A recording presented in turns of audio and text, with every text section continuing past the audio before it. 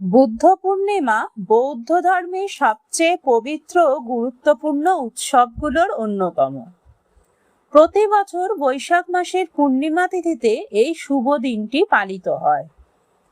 বৈশাখী পূর্ণিমার এই দিনেই খ্রিস্টপূর্ব 623 অব্দে লুম্বিনীতে সিদ্ধার্থ গৌতমের জন্ম হয়েছিল। পরে তিনি বোধগয়ায় বোধি বৃক্ষের নিচে জ্ঞান প্রাপ্ত বা বোধিলাভ করেন এবং জীবনের শেষ পর্যায়ে কুশীনগরে মহাপরিনির্বাণ লাভ করেন, অর্থাৎ তার মৃত্যু হয়।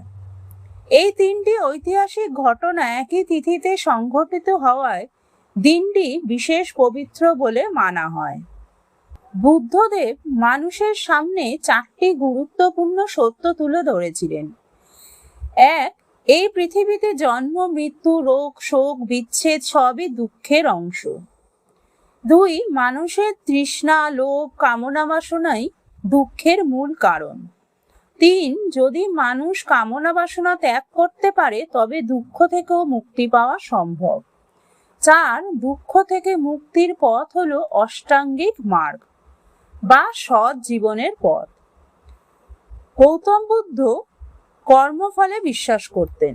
তিনি বলেছিলেন, মানুষের ভালো মন্দ কাজের ফল অবশ্যই ফিরে আসে। তার শিক্ষার চূড়ান্ত লক্ষ্য ছিল জন্ম ও মৃত্যুর চক্র থেকে মুক্তি লাভ করা, যাকে বলা হয় নির্বাণ পথ।